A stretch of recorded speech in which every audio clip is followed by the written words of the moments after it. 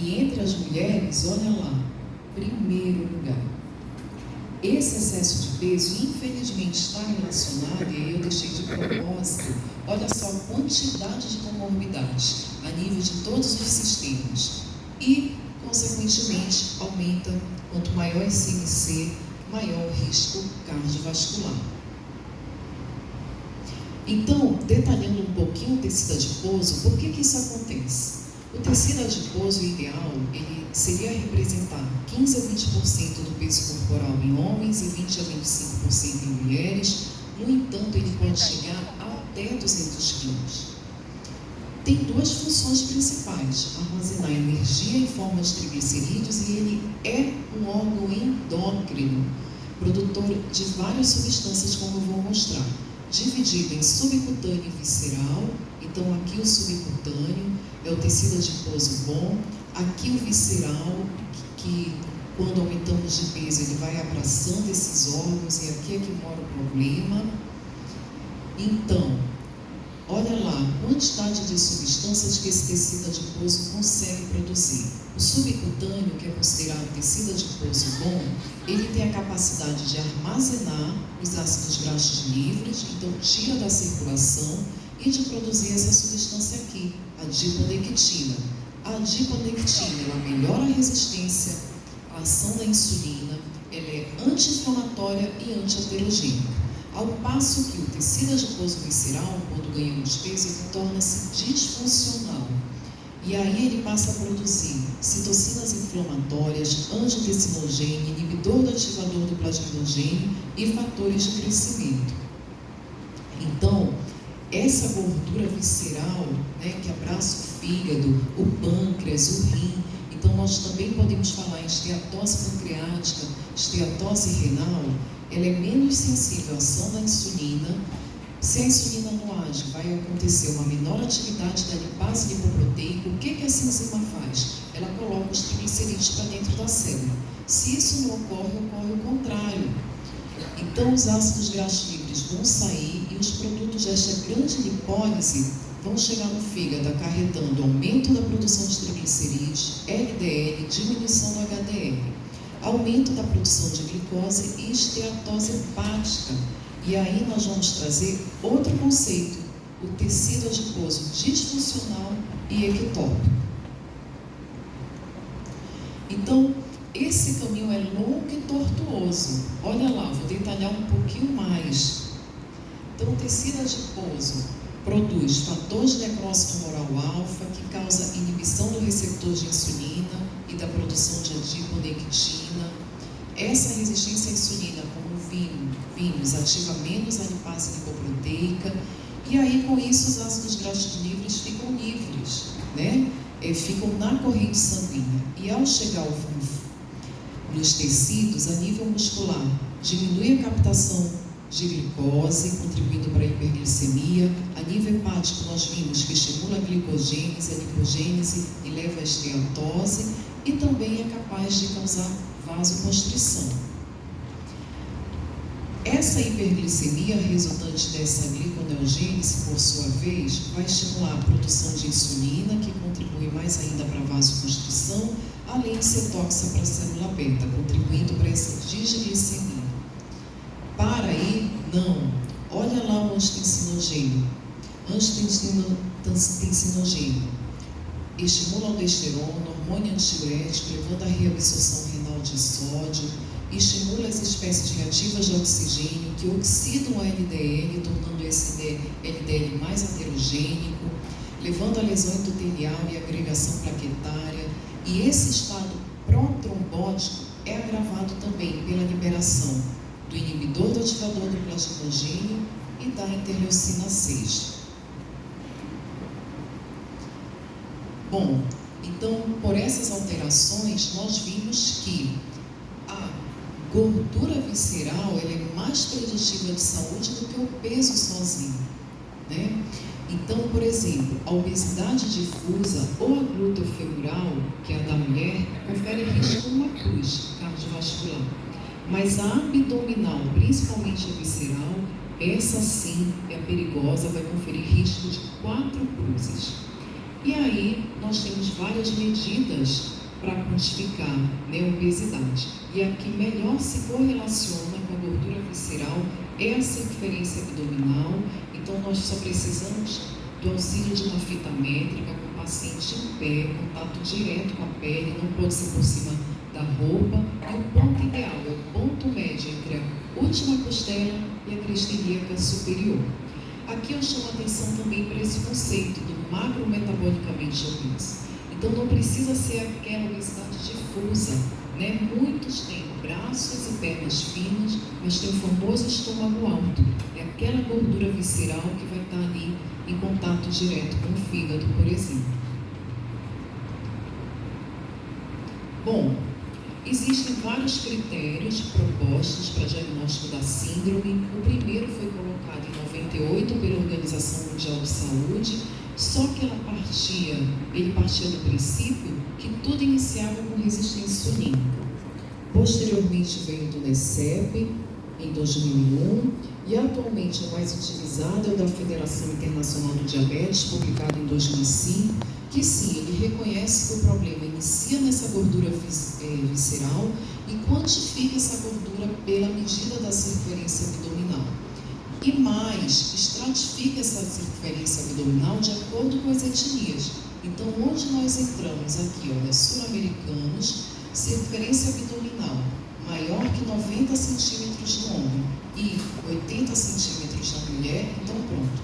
Eu já tenho o primeiro componente para a síndrome metabólica, mais 2 desses aqui, eu fecho o diagnóstico. Então, quais seriam os outros? Triglicerídeos elevados, HDL baixo, pressão arterial maior ou igual a 130 por 85 e glicemia de jejum maior ou igual a 100. Veja, tanto a presença desses componentes ou o tratamento funcionam como critério diagnóstico. Em 2022, a Polônia propôs um novo critério, utilizando, junto com a circunferência abdominal, OELA ou MC, e no lugar dos triglicerídeos e HDL e não HDL. E justificou essa proposta por 2 motivos. Um é que muitos profissionais utilizam mais o MC do que a circunferência abdominal, e o outro é que o não HDL não necessitaria de jejum, né, para a coleta sanguínea. Bom, no Brasil, em 2020, foi publicado um estudo que mostrou a prevalência de síndrome metabólica de 38,4% na nossa população. É claro que em grupos de maior risco, como hipertensos, nós vamos ter essa prevalência maior.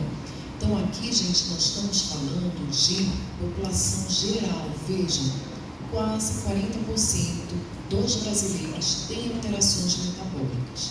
Os dados desse estudo foram os dados da Pesquisa Nacional de Saúde de 2013, que adaptou os critérios do DF. Como a coleta sanguínea não foi realizada em jejum, então ele utilizou a colesterol total no lugar dos triglicerídeos e a glicada no lugar da glicemia de jejum. E aí vem a pergunta, ok, nós temos o diagnóstico de síndrome metabólica, mas tratar a síndrome metabólica é diferente de tratar os seus componentes individuais? Não, não é diferente. Então, qual a importância de conseguir diagnosticar? A importância é justamente reconhecer em uma pessoa esses fatores de riscos cardiovasculares, né, como hipertensão, diabetes, obesidade, dislipidemia heterogênica, fatores de riscos significativos e modificáveis em uma pessoa. E mais, saber que esses fatores de riscos vêm associados com várias outras comorbidades, como lesão renal, esteatose, insuficiência cardíaca com fração de ejeção preservada, apneia do sono, SOP, taquicardia de repouso, aumento do ácido úrico e inflamação crônica. Então, a obesidade visceral, gente, é um estado de inflamação crônica. Não à toa, durante a pandemia de Covid, muitos jovens perderam a vida ou agravaram, né? Bom, e quanto maior o tempo que a pessoa está acima do peso e quanto maior a associação das comorbidades, maior o risco cardiovascular. Não funciona muito bem aqui o ponteiro, né? Ok, então, dado o diagnóstico de síndrome metabólica e conhecendo essas alterações fisiopatológicas, a arte que nos cabe, gente, é colocar o dedo, tratar adequadamente esse paciente, né? E aí eu trago aqui duas classes de medicamentos. Primeiro é a pioglitazona, que é um antidiabético oral. A pioglitazona é um medicamento que age no receptor pipargama, que vai levar à diferenciação do adipócito, principalmente do subcutâneo, favorecendo aqui o aumento da adiponectina e a redução do ácido graxo livre. Além disso, vai levar a apoptose do visceral e redução do fator de necrose tumoral alfa, ou seja, ela age nesse tecido adiposo disfuncional. No fígado, ela é capaz de reduzir esteatose e fibrose também. E a nível cardiovascular, reduz risco de AVC, infarto e morte. Para controle de peso hoje, nós temos os análogos de GLP-1 com uma boa eficácia, né? É claro que os trabalhos mostram, por exemplo, tem trabalhos mostrando que a cirurgia bariátrica é o que mais reduz a esteatose. Nem sempre não é o que nós vamos indicar de primeira para o paciente, né? Mas aqui são medicamentos potentes que vão agir na redução do peso, tem ação na esteatose e também no risco cardiovascular. Bom, precisamos ter uma visão holística desse paciente e da situação. Então, é um problema de saúde pública. Esses medicamentos, por exemplo, não estão disponíveis no SUS. Então, o que nos resta, né? E por onde iniciarmos? Até porque senão as medicações não terão efeito. Mudança do estilo de vida.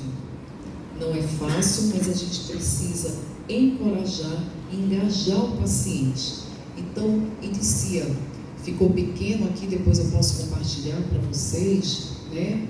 Inicia com uma alimentação saudável, com redução de cerca de 500 a 600 calorias por dieta. Isso aqui é uma proposta, mais prática regular de atividade física. Então, atividade moderada, se for atividade moderada, 150 a 300 minutos por semana. Se for vigorosa, pode ser metade disso, 75 a 150 minutos por semana. O objetivo é perder 5 a 7% do peso. Isso já traz benefício. E manter essa perda de 5 a 7% do peso. Se esse objetivo não for alcançado, com mudança do estilo de vida, está indicado o uso do análogo de GLP-1, posteriormente a associação da naltrexona valpropiona e posteriormente a cirurgia bariátrica. Se o paciente for diabético, a meta é glicada menor que 7%, e aí a diretriz polonesa coloca aqui a metformina, porque entende que tem uma resistência insulínica, e eu tomo a liberdade de acrescentar aqui a pioglitazona. Se isso não for suficiente para a meta, indica associar medicamentos hipoglicemiantes em equação do peso, análogo do GLP-1 e posteriormente inibidores SGLT2. Com relação à pressão, a meta é alcançar uma pressão arterial menor que 130 por 80, e os medicamentos mais indicados são aqui, ó, inibidor da enzima conversora de angiotensina ou o BRA, bloqueador do receptor de angiotensina. E não podemos esquecer do risco cardiovascular, né? Então, a nossa preocupação com o paciente é sempre essa, maior risco de morte. Então, se for um paciente de alto risco, a meta é um LDL menor que 70, muito alto risco menor que 55. Para alcançar isso, está indicado estatina na dose máxima tolerada, se não for suficiente, ezetimiba.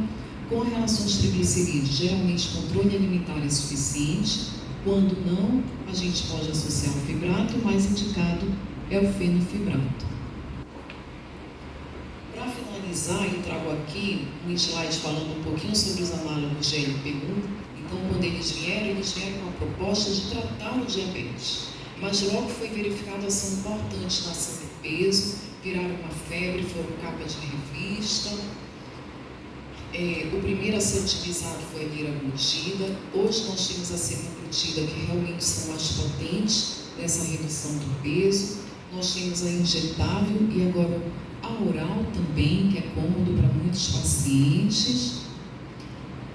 cuidado que nós temos que ter realmente é no escalonamento da dose desses medicamentos, seja oral ou injetável, para evitar os efeitos a nível do trato gastrointestinal, como náuseas, vômitos e constipação. Bom, a mensagem final que eu deixo então é para reduzir risco cardiovascular, escutar o coração e medir a circunferência abdominal. Muito obrigada.